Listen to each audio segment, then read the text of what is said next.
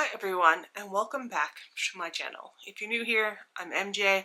I'm a non-binary and autistic science fiction and fantasy author.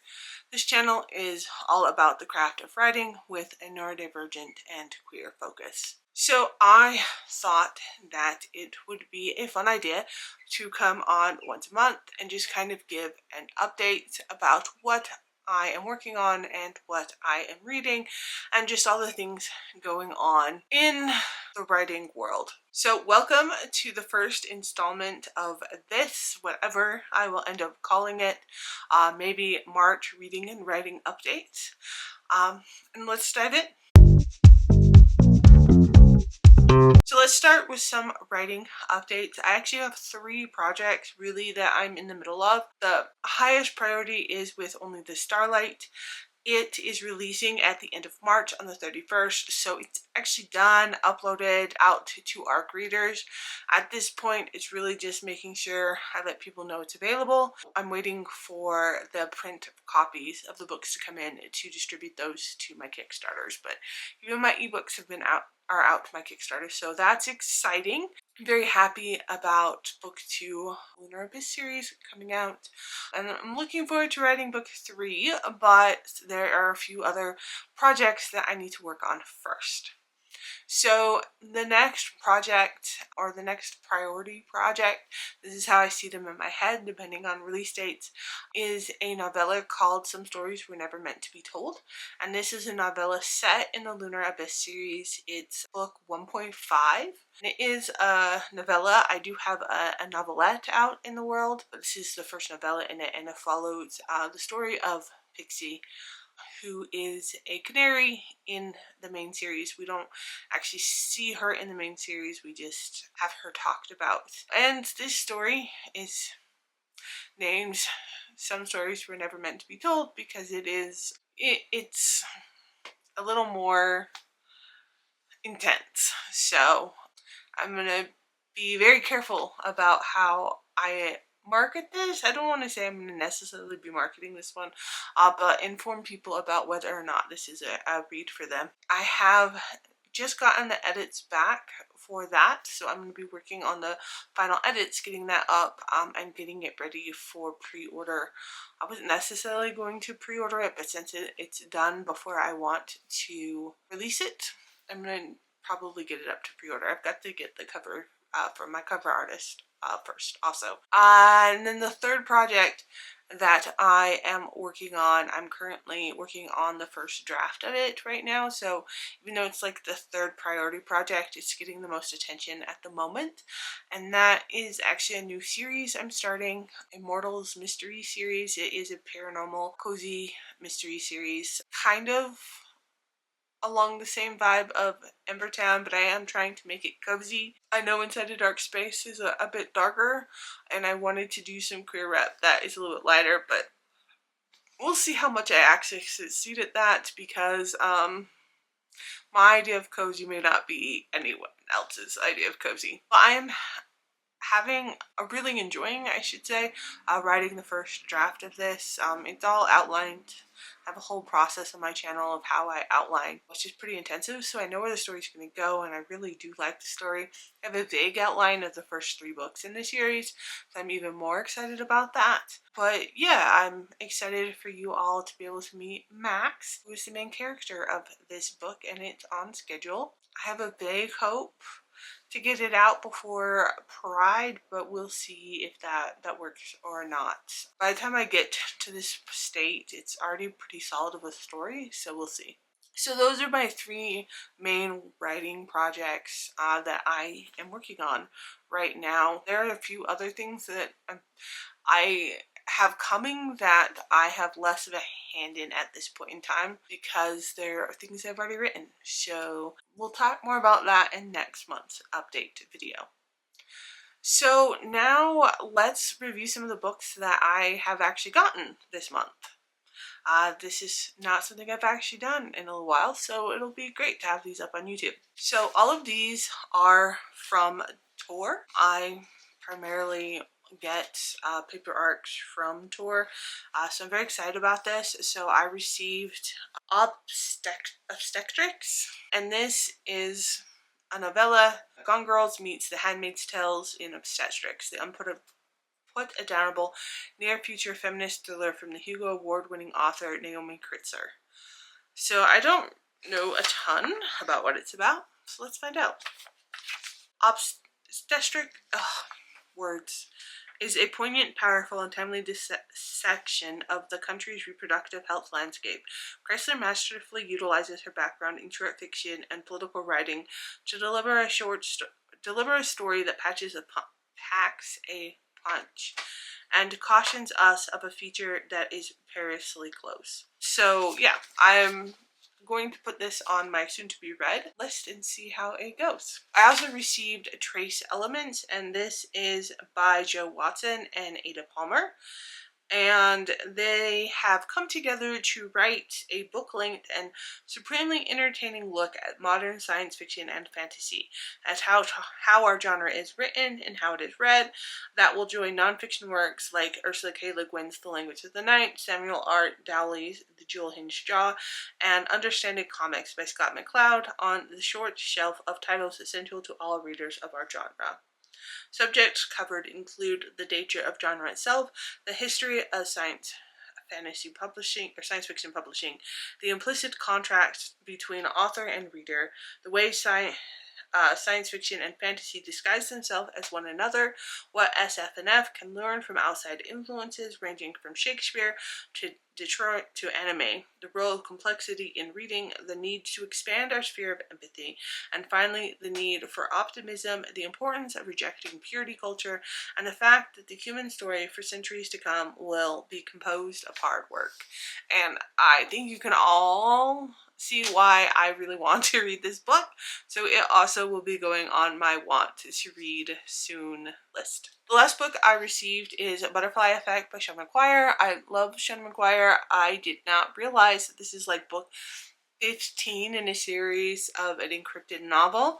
So I have requested the first book in the series from the library, and I'm going to start with that because I started reading this and instantly realized I should have known a lot of background information. So I'm very excited to have gotten it and didn't realize I requested a book that was not the first in the series. But it is going to get me to prioritize reading the series, so I guess there is that. Also, this cover is stunning. I do really like Sean McGuire's work, and we'll actually be talking more about her in what I'm currently reading. So speaking of what I'm currently reading, I am actually in the middle of several books, so we're going to be talking about some of them.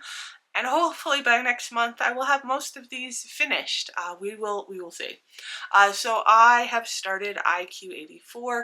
I need to finish it. It's good.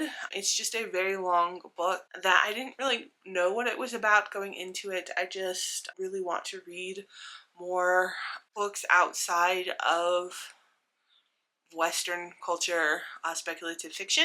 So I picked this one up, but it is a chunky book and I keep getting this like mental fog of if I spend time reading this one it's going to take me forever and my book count is going to go down, and that is a really toxic place to be, and I realize that. But this is definitely one that I need to focus on and finish. If I'm still reading it next month, that's fine as long as that bookmark has progressed forward. That is my goal. I am also in the middle of the 30 Names of Night, and this is actually the Trans Book Club for February, and I am this far into it. It's another slow read. It's beautifully written, very poetic. It's just not one that you can really rush, so I've been reading it a bit at a time. I've been in a little mental health funk, let's just put it that way, and so it's been hard for me to really focus on the beauty of this language, but it's got excellent trans rep in it, and I do really recommend it. Just know it's more literary fiction going on. It also is by a Syrian American author and talks a lot about being Syrian American in New York, a lot about birds, a lot about gender identity, and a lot about mourning, because the main character's mother has passed when this book started, and it's a lot of talking to his mother. So I will be buckling down and finishing this as the Trans Right Readathon comes on, which I will talk more about in a minute. I've also finally picked up Caste: The Origin of Our Discontent by Isabel Wilkerson. This is probably one that I have not read for too long, but you know, the only way to rectify that is to finally pick it up. I may switch over to this one in audiobook. I finished the audiobook that I was currently reading, The 7.5 Lives of Evelyn Hugo, and I have this as one of the books I picked up many moons ago when I still had an Audible subscription. And so I do have it already in audiobook, so I may just switch over to the audiobook and have it be my audiobook read. I haven't decided yet. I'm glad I still have the hardcover though to like annotate it when there's things specifically I want to annotate. But yeah, this talks about the caste system in the United States. I do wish that queer identities were included at all in this book, because I do think that it's a part of intersectionality and not including specifically Black, trans people, Black, queer people within the context of this book is a disservice, but I haven't finished, so we will see where it goes. And I said we'll get back to Seanan McGuire. I am currently going to finish, probably tonight, we will see, my Into the Drowning Deep by Mira Grant, who is Seanan McGuire's a pen name. I don't know what her actual real name is, but I think it's Seanan McGuire, but I could be wrong. So this is about mermaids that are vicious. It does have an autistic rep in it, which is one of the reasons why I wanted to really pick it up. And the autistic rep is not overwhelming, which is fine. It's good, and it's there, and I appreciate that. And Seanan McGuire is autistic also, so autistic and queer, and there's autistic and queer rep in here, and so that is fantastic. I feels a lot like reading Crichton book, a Michael Crichton book. Not exactly the same. It has a little different vibe, but still that same kind of genre, and I really do enjoy that, so I'm excited to finish it, which again will probably be tonight, but I still wanted to include that I am reading it. Alright, so the last book that I'm in the middle of, and I know I'm in the middle of all of these, it's a lot, but this is kind of how my brain has been lately. But the last book I'm in the middle of is an ebook I have, and it is The City Inside, and this is a Indian science fiction book that was translated into English, and it had a commentary on social media, and I think that is fascinating. I think the way it's presented has not allowed me to connect to the main character, which is not a problem. I don't think you're supposed to connect to the main character, but it's made me difficult for me to stay engaged with it. But I don't want to like DNF it, because I do think that the book has a good message, and there's things I can gain from it both as a reader and as a writer. So I am continuing that one as well, but it is not as engrossing as I was kind of hoping it to be. So those are what I am currently reading, and one of the biggest things that I want to start reading is my reread of Nine Fox Gambit. This is actually the Trans Book Club for April, so it's definitely a must read this month. Also, as I had mentioned, the Trans Right Readathon starts at the end of March, and so I will be focusing exclusively on trans books. I have a tentative 3-book TBR, which include Nine Fox Gambit, as well as the 30 Names of Night. So definitely wanting to finish those 2 books. And then I have at least one more indie book on there. I can't know what I put officially on my TBR. I kept it at 3 books so that I didn't become overwhelmed, and so it gave me options to read. I do really want to focus on trans indie authors, so I am going to be putting together another video, hopefully coming out next week, that is just all about indie trans authors from a variety of genres, so that you can find books to read whilst supporting trans indie authors, because I can tell you being indie is tough. Being trans and indie is even more tough. Not all of these books will I have read because I don't read a lot of romance, and I think at this point probably 75 to 90% of them are romance, but I am going to include as many indie authors, trans indie authors, as I can find, so that no matter what you'd like to read, you can hopefully find a trans author that you want to support during the Trans Write Readathon, which starts the 20th, I believe, and goes until the 31st, because March 31st is the Trans Day of Visibility. So that is what's coming up in March. Some specific points for me personally. I do have one in-person event this month. At the end of the month, I'm going to be doing a Comic-Con, a mini-con in northern Colorado. So I'm excited about that. This will be my second year that I was there, and the first year went really well. It's Commerce Cities mini-con.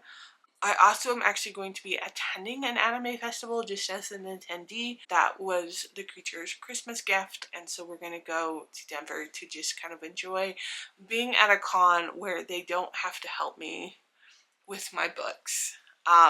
So that will be exciting. Also, they really love anime and manga and that, so spending some time in their environment. And then there is two events I am a part of as a participant online. So there is Stuff with Fantasy that will be happening the 20th through the 23rd, and you will be able to pick up Lucas for free during that event. Lucas is the first book of my Ember Town series, and so I'm excited about that. And then there's also another event on the 31st, on the day, a Trans Day of Visibility, where you can get trans books for free, and Lucas will be free for that as well. So if you miss it on the 20th to the 23rd, you can pick it up on the 31st. But if you haven't picked up Lucas, I would love if you would. I would appreciate a lot, and it's free, available wherever platform you want to, including my website. And it is about Lucas, who is a trans man who gets turned into a vampire. And it does start my Ember Town series, which is a queer and neurodiverse novella series that has 5 books now. So I'm excited about that.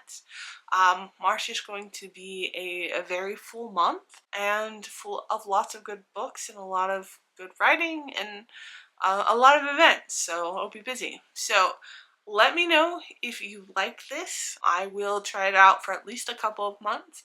If for some reason it doesn't work out, then I will move on to something else, but I do think I like it and would like to at least try it through the end of 2026, kind of keep you all updated on everything.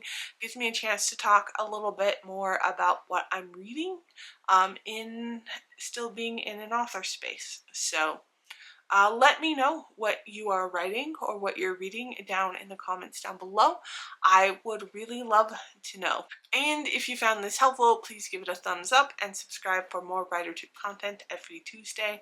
I also host live writing sprints on Fridays from 6:30 to 8:30 p.m. Mountain Time, and come write with me. So if you want to support the channel, you can buy me a coffee. The link is below. Happy writing, and remember, you're learning, you're growing, and that's what matters. And as always, keep reading, keep writing, and keep dreaming.